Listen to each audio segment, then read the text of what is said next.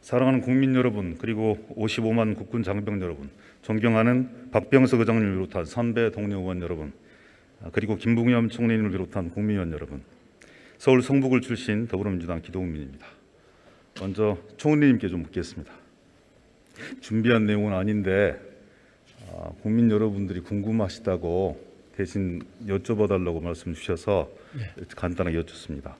총리께서는 사퇴한 지 얼마 안 된 전직 검찰총장이 대선 출마, 현직 감사원장이 대선 출마, 소위 권력기관의 수장들이 임기를 마치자마자 대선에 뛰어드는 이런 현상들에 대해서 국민적 논란이 심화되고 있습니다.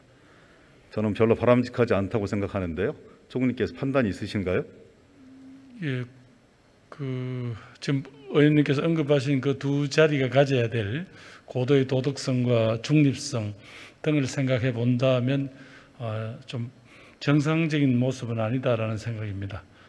그런데 아까 의원님께서 말씀하신 한 분은 현실적으로 이미 벌써 자기 거취를 정해서 중요 주자로 이렇게 거론이 되고 있기 때문에 적절치 않은 것 같고요. 또 한 분은 조만간 당신 입장을 밝히신다고 하니까 제가 여기서 더 보탤 건 없습니다만, 다만 한 자리는 임기를 보장해준 취지 자체가 바로 그런 고도의 도덕성과 중립성을 지키라 하는 그런 취지였는데 그런 부분들이 지켜지지 않은 것은 안타깝습니다. 판단은 국민의 몫이라고 생각합니다. 그렇게 봐야 되지 않겠습니까? 지금 총리님, 요즘 세간에 제일 유행인 게 소위 전직 검찰총장의 엑스파일 문제인데요. 혹시 보신 적 있으신가요? 저는 그냥 언론에 이런 것들이 있다라고 하는 이상은 알고 있지 못합니다. 저도 보지는 못했는데요. 야권 인사가 폭로했음에도 불구하고 야권에서는 여권의 공작 정치다 이렇게 주장하고 있기도 하고요. 일부에서는 야권 경쟁자들의 의도적 흠집내기 아니냐 이런 분석들도 있습니다. 수많은 유언 비어와 근거 없는 소문이 양산될 위험성이 있는 문제고요. 유력한 대선 주자의 어떤 정책 입지에 관한 문제인 대단히 중요한 문제라고 생각이 되어지는데요. 사회 안정과 공정한 대선 관리 이런 차원에서 정부 차원에서 이 문제에 대한 어떤 조치 계획 이런 부분을 생각해 보신 적 있으신가요? 의원님 행정에 대해서도 잘 아시지 않습니까? 그렇게 여러 가지 논란이 일 수밖에 없는 문제에다가 행정이 들어가기는 저는 적절치 않다고 생각합니다. 그래서 이 문제는 역시 정치권 내에서 어떤 여러 가지 해결의 실마리를 찾아야 되지 않겠나 그렇게 생각합니다. 그 역시 언론과 국민의 몫이겠네요. 그렇다고 해서 정부가 어떻게 이 문제에 나설 수 있겠습니까? 예를 들면 그게 무슨 형사사법의 어떤 대상에 오른다든가 이런 문제는 아니지 않겠습니까? 네, 알겠습니다. 저 역시 관심 있게 지켜보겠습니다. 천안함 문제 등 몇 가지 문제에 대해서 말씀드리려고 합니다. 네. 징후는 있었지만 경고는 없었습니다. 보수는 이용하고 진보는 외면했다. 천안함 생존 장병의 아픈 외침입니다. 상식은 부정되었고 제도는 작동하지 않았습니다. 딸의 한을 풀고 명예를 회복시켜달라. 이중사 아버님의 간절한 호소입니다. 가해자와 책임자는 활보했고 피해자는 고통과 책임을 뒤집어쓴 채 괴로워했습니다. 천안함을 둘러싼 송호적 논쟁으로 미래를 위한 기회를 낭비할 수는 없습니다. 진영 간 대립과 진실 공방 속에서 방기된 국가 역할과 책임을 복원해야 된다고 생각합니다. 코로나19로 인해서 우리는 이전과는 전혀 다른 세계를 살고 있습니다. 과거의 시간, 과거의 경험과 방식으로는 현실을 설명할 수도 없고 미래를 설계할 수도 없다고 생각합니다. 과감하게 결단해야 합니다. 익숙함과 이별을 고하고 낯섦을 받아들이는 순간 새로운 미래가 우리 곁으로 다가올 것이라고 저는 확신합니다. 우리는 진영과 과거의 경험 그리고 관행에 안주하는 행태를 혁신해야 합니다. 새로운 진실과 새로운 기준선이 필요합니다. 그 위에 새로운 신뢰를 구축해야 합니다. 진실과 신뢰에 기반한 새로운 기준선으로 이동, 이 세 가지를 바로 세울 때 우리가 지금까지 한 번도 경험해보지 못한 새로운 대한민국, 새로운 미래로 나아갈 수 있다고 저는 확신하는데요.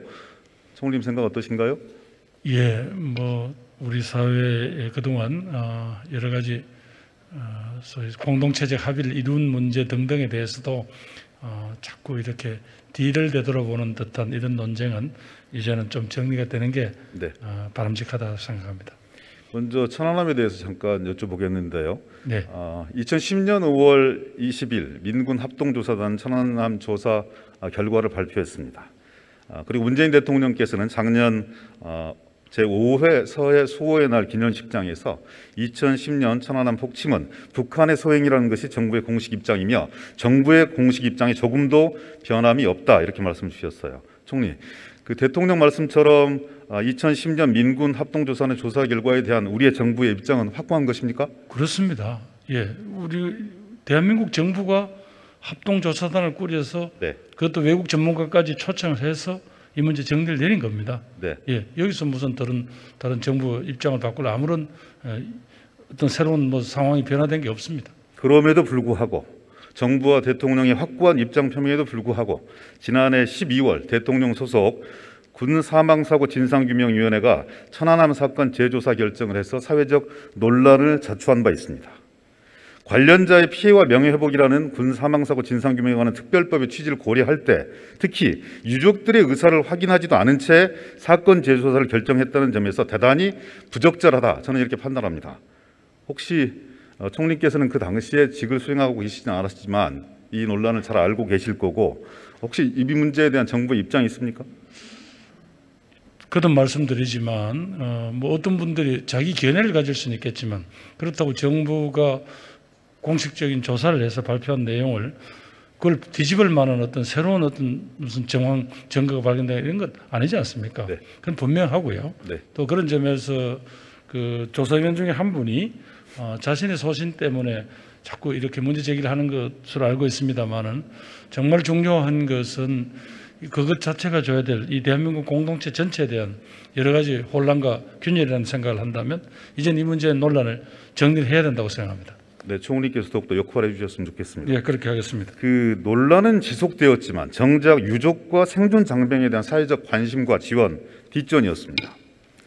천안함 용사 개개인에게 피격의 책임을 미룰 수도 없고 그래서도 안 됩니다.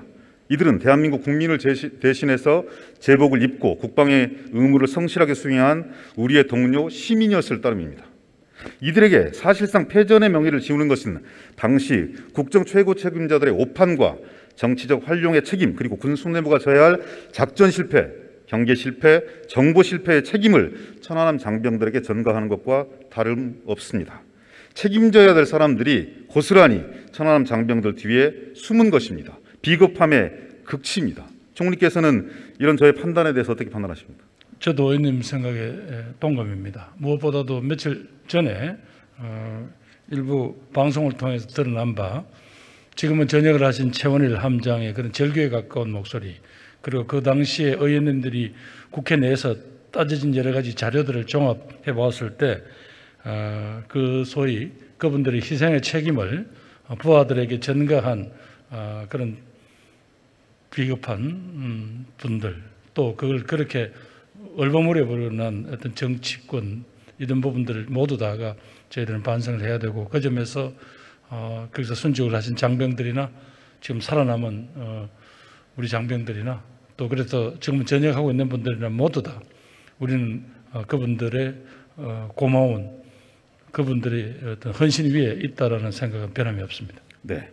국가는 전사자와 함께 생존 장병들에게도 명예회복과 합당한 예우 그리고 지원을 제공해야 합니다. 몇 가지 조치가 있었지만 제가 판단하기엔 턱없이 부족합니다. 제대로 된 후속 조치는 천안함 침몰의 책임을 명확히 함으로써 그간 계속된 사회적 논란을 종식시키는 계기가 될 수 있습니다. 총리께서는 전사자와 유족 그리고 생존 장병에 대한 정부의 관심과 배려 그리고 지원이 충분하다고 판단하십니까? 여러 가지로 부족하다는 그런 보도도 있었고 또 그분들의 목소리도 있다는 걸 알고 있습니다. 다시 한번 그분들의 어떤 그런 목소리에 보훈 당국이라든가 이런 부분들하고 좀 진지하게 더 전향적인 검토를 하도록 하겠습니다. 제발 좀 그렇게 해주십시오. 좀 서둘러 주십시오. 네. 총리께서는 생존 장병의 국가 유공자 등록 대단히 더디다는 걸 잘 알고 계실 겁니다. 탈락한 사례들도 있었습니다. 도대체 보훈처는 나름대로 기준을 가지고 임하고 있겠지만 뭐하고 있는지 모르겠다는 국민적 비판이 있습니다. 천안함에서 함께 복무했던 장병들입니다.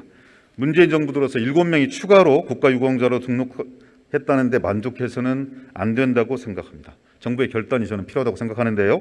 생존 장병 전원에 대해 국가 유공자로 등록하는 방안에 대해서 검토할 의향은 없으십니까?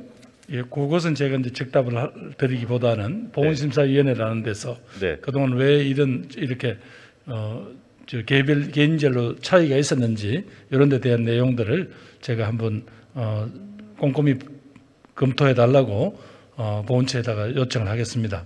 의원님께서 말씀하신 대로 그분들 모두 다가 어떻게든 우리를 대신해서 나라를 지키다가 희생을 당한 것이라는 건 틀림없습니다. 저는 그런 입장을 갖고 있습니다. 순직하신 분들이나 96분이나 예, 생존하신 천안함 장병 58분이나 예, 똑같이 국가를 위해서 헌신하고 희생했던 분들입니다. 역할에 대한 차이 뭐 이런 부분들은 있을 수 있다고 생각하지만 저는 이런 정신에 충실한다면 보훈처가 그리고 심의위원회가 정부가 좀 더 속도를 내고 과감하게 국민과 함께 대한민국과 함께 이분들의 아픔과 상처 이것을 과감하게 보듬고 미래로 전진해나갈 토대를 닦아야 되는 거 아니겠습니까? 보훈이라는 업무를 국가가 자신의 업무로 받아들인 이상 어떤 그런 부분에 있어서 소소한 이유 때문에 차별을 두고 한다는 것은 저희들이 좀 부끄러운 일입니다. 분명히 지금 아직 근무하고 있는 장병들도 있던데요. 돌아가신 분들이나 전역을 하신 분들이나 지금 근무를 하는 분들 모두 다가 거기에 합당한 대우를 받을 수 있도록 이건 분명히 바로 뭔가 조치를 취하겠다는 약속을 드립니다. 네, 총리께서 좀 더 사명감을 가지고 챙겨주시기 바랍니다. 천안함 장병의 명예회복과 합당한 예우, 보상은 계속적으로 파생되는 소모적 논쟁과 갈등을 줄여줄 것입니다. 역대 정부는 소극적 태도로 일관해왔습니다. 지금 정부에게 필요한 것은 보통의 상식과 사람에 대한 예의 그리고 변화에 대한 의지입니다. 천안함 장병들 곁에는 비난과 조롱이 아니라 대한민국과 대한민국 국민이 있어야 합니다. 대한민국을 위해 희생하고 헌신한 장병들에 대한 기본 예의입니다. 과거의 관행, 경험의 함정에서 벗어나 새로운 미래를 만들어 나가야 합니다. 새로운 기준선이 필요한 이유입니다, 총리.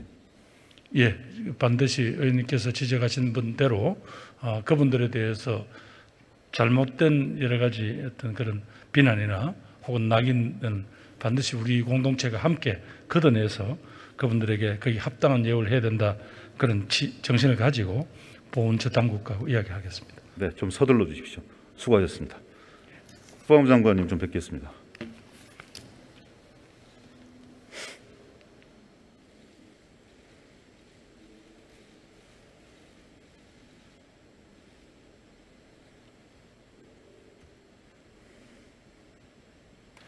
요즘 일이 많으시죠?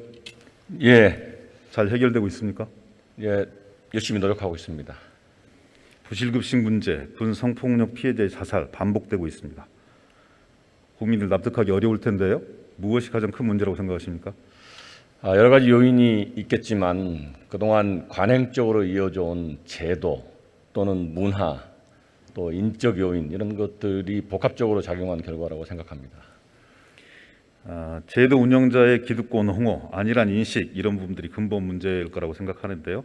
장관께서 책임을 지고 중심이 되어서 잘 바꿔나가셨으면 좋겠습니다. 우리는 경험의 함정에 빠져 있다고 생각합니다.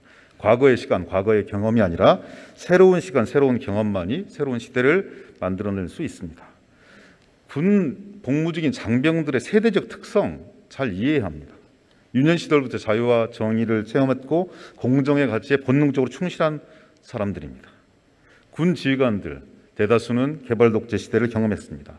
민주화 속에서 자유와 정의를 지향하지만 위계 질서가 더 익숙한 세대입니다. 자신보다는 조직의 문화를, 조직의 문제를 먼저 생각하는 분들이기도 합니다. 전혀 다른 시간과 경험을 가진 두 집단이 공존하고 있습니다.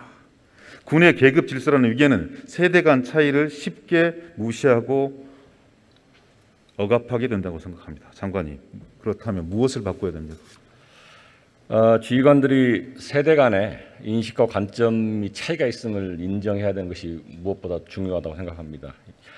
저는 이제 지휘관들이 끊임없이 세대 간의 차이를 극복하기 위해서 소통을 하고 다음에 작전 환경 변화를 잘 접목할 수 있도록 하는 그 노력을 하면서 군의 전투 임무와 또 자율 병영과의 그 조화로움 이런 게 공존해야 된다고 생각해서 우리 지휘관들이 이를 모두를 조화롭게 운영할 수 있는 지혜가 필요하다 이렇게 생각합니다. 네. 우리식으로 표현하고 뭐 이렇게 요즘 유행하는 말로 표현하면 베이스라인 시프트, 그러니까 새로운 기준선 이동이 필요하다고 저는 생각하고요. 군 지휘부의 시간과 경험이 아니라 2021년 현재의 시각이 새로운 기준선이 돼야 된다 이렇게 생각합니다. 부하가 아니라 동료인 거죠. 계급은 신분이 아니라 역할의 분담입니다. 병영생활 여건은 사회 그것과 비교해서 열악해야 될 하등의 이유가 없습니다. 업무 일과 시간 후에는 사생활이 보장되는 것은 너무나 당연한 것이고요. 차별과 성폭력 앞에서 조직의 보호가 먼저가 아닌 피해자의 보호가 먼저 고려되는 것은 너무나 당연한 현실입니다. 공군 성폭력 피해자 사망 사건을 통해서 조직적 사건 은폐, 상관의 회유 압박 등 2차 가해, 부실한 초동 수사, 누락 및 늑장 보고 등 군의 총체적 난국이 드러났습니다. 20전투 비행단의 군사경찰과 군검찰은 제대로 수사조차 하지 않았습니다. 공군본부 소속 국선 변호인은 이중사의 호소에 귀 기울이지 않았습니다. 공군 양성평등센터에게 이중사의 고통은 그저 숫자에 불과했습니다. 마지막 의탁처였던 15특수임무비행단마저 이중사를 밀쳐냈습니다. 장관님, 이중사가 겪었던 고통이 한 개인에만 국한된 문제는 아니었습니다. 성범죄 공정하게 처리되고 있습니까? 지금 수사 중이지만 공정하게 처리되지 못했던 것에 대해서 좀 안타깝게 생각합니다. 군내 성범죄가 군기관을 저해하는 중대 범죄라는 인식하에 지속적으로 공정하고 엄정하게 처리해 나가겠습니다. 정의롭지 않은 법은 가장 잔인한 폭력이라고 했습니다. 이중사는 법과 제도가 자신을 보호해 준다고 믿었고 배워왔습니다. 그러나 이중사가 맞닥뜨린 현실은 전혀 다른 세계였습니다. 언제까지 법 위에 계급이 군림하고 법이 부정의와 불공정으로 변해서 결국 폭력이 되는 현실을 지켜보고 계실 겁니까? 성범죄를 은폐하고 부실수사를 가능케 하는 구조를 당장 바꿔야 되는 거 아니겠습니까? 예, 저희들이 지금 인식, 문화, 또 제도, 또 그를 실천하는 분위기 이런 것 등등은 모두 민간군 합동위원회를 만들어서 저희 자체 의견도 있지만 외부에서 바라보는 시각들을 전부 좀 접목시켜서 말씀하신 내용들을 포함해서 아주 뿌리부터 좀 고쳐나갈 수 있도록 하겠습니다. 2차 피해 방지를 위한 실효적인 대책, 그리고 피해자 보호와 지원 방안에 대한 강화, 현재 양성평등 정책과로는 턱도 없는 일이라고 생각합니다. 장관님, 국방부 내 성폭력 대응 전담 조직을 신설해서 그것도 장관 직속 전담 조직을 통해서 성폭력 피해자 보호와 가해자 처벌 등이 신속하게 이루어지도록 하는 방안 검토되어야 된다고 생각하시는데요. 이번 사건을 제가 후속 조치하면서 여러 가지 생각들을 많이 하고 있는데 의원님께서 지금 방금 말씀하셨던 성폭력 예방, 피해자 보호, 가해자 처벌이 신속하게 또 한 개 기구에서 네. 정말 적극적으로 이루어질 수 있도록 하는 게 필요하다 이렇게 판단을 하고 적극적으로 추진해 나가겠습니다. 가장 큰 문제 중에 하나가 부대 지휘관이 지휘권과 사법권을 독점할 수밖에 없도록 군 사법체계가 짜여져 있습니다. 반드시 개편해야 될 텐데요. 성폭력 사건에 대해서 수사의 독립성을 보장할 수 있는 전담 기구를 구성, 운영하고 수사, 기소, 1심 재판까지 민간으로 이전하는 군사법원법 개정 적극 찬성하십니까? 지금 국회에 발의된 군사법원법 개정안이 있는데요. 네. 그 안에 또 이제 개별 의원님들께서 또 주신 의견들이 있습니다. 네. 이런 것 등 안에 의원님께서 말씀하셨던 그 내용들이 이제 좀 포함되어 있는데요. 입법 취지에 적극 동의하고 입법화될 수 있도록 노력해 나가겠습니다. 2000년, 2014년에도 동일한 논의가 있었고 제도적 권고가 있었습니다. 그때마다 국방부 반대해서 여야 합의를 이루어지 못하고 결국은 본질적인 제도적인 제약을 이루어내지 못했습니다. 군 인권 보호관 문제 역시 마찬가지입니다. 이 문제에 대한 판단 어떻습니까? 군 인권 보호관 신설을 위해서 사실 국방부도 인권위원회하고 법 개정을 전제로 해서 논의가 계속되고 있고 그것이 발의되어 있는 상태입니다. 지속 노력하도록 하겠습니다. 반드시 이번에는 국회에서 군 인권 보호관 문제, 군사 법원법 개편 문제 반드시 여야가 합의하고 뿌리를 뽑을 수 있도록 제도 정비를 국회 역시 이루어낼 수 있도록 최선의 노력을 다하겠습니다. 이번 주에 민간군 합동위원회가 출범합니다. 어떤 원칙과 기준을 가지고 위원회를 운영할 계획이십니까? 우선 민간군 합동위원회는 이 위원회의 취지가 국민의 눈높이에 맞는 병영 문화를 구축하자는 게 이제 가장 기본적인 취지입니다. 그래서 민간 전문가를 포함해서 병역 내 생활하는 저 말단 조직까지도 전부 좀 의견을 모을 수 있도록 합동위원회를 구성하고 그 안에 이번에 이제 그 문제가 되었던 성폭력 예방 피해자 보호 분과뿐만이 아니고 장병들의 인권 보호, 조직 문화 개선, 또 장병들의 생활 여건 개선, 또 아까 의원님께서 말씀하셨던 그 군의 형사 절차라든가 또는 국선 변호인 제도 등을 포함한 모든 것 등을 여기서 논의할 수 있도록 그렇게 하겠습니다. 이번 관련 건에 대해서 국민들께 보고드릴 수 있는 시기는 언제쯤으로 예상하십니까? 지금 민간군 합동위원회 구성을 이제 이번 이제 금요일 날 발족을 하게 되는데요. 우선 목표는 9월 이렇게 답을 내려고 하고 있고, 그러나 이 9월 이전에도 이 분과별로 속도감 있게 토의를 해서 접목시킬 분야는 바로바로 접목시켜 나가도록 그렇게 하겠습니다. 이번 성폭력 사건에 대한 중간 보고는 어떻습니까? 언제쯤 이 이중사를 괴롭혔던 사람들에 대한 책임자와 가해자들에 대한 처벌 이런 걸 국민들한테 보고를 드릴 수 있겠습니까? 수사에 박차를 가하고 있는데 이건 뭐 예단할 수는 없고 이건 노력을 더 해나가고, 그다음에 수사를 해나가는 중에도 이런저런 의혹들이 제기되면은 그걸 다 또 포함시켜서 낱낱이 밝혀내야 하기 때문에 좀 시간을 예단하기 좀 어렵습니다. 그러니까 군의 특수성은 존중해야 되지만 그에 매몰되어서 근본적인 혁신을 가로막아서는 안 된다고 생각합니다. 베이스라인 시프트, 그러니까 기준선을 이동해야 됩니다. 장관께서 더욱더 노력해 주시기 바랍니다. 네, 그렇게 하겠습니다. 네, 고생하셨습니다. 우리 언제까지 이래야 되는 거야? 언제까지 듣고만 있어야 되는 거지? 언제까지 하라는 대로 해야 되는 걸까? 달라지긴 할까? 아니면 더 기다려야 되는 걸까? 요즘 많이 인용되고 있는 캠페인 영상 속의 문구입니다. 관행과 경험, 익숙함을 내려놓는 것은 낯설고 두려운 일입니다. 그러나 과거의 익숙함을 내려놓을 때 비로소 변화가 시작됩니다. 군은 과감하게 기준선을 이동시켜야 합니다. 천안함 사건에 대한 새로운 기준선은 천안함 장병들이어야 합니다. 병역 문화의 새로운 기준선은 국방의 의무를 다하고 있는 병사들과 군의 당당한 일원인 여군이어야 합니다. 새로운 미래에 맹하는 새로운 시간과 경험 속에서 찾을 수 있습니다. 변화에 대한 의지가 모아질 때 새로운 대한민국은 가능할 것입니다. 정청희 의원 감사합니다.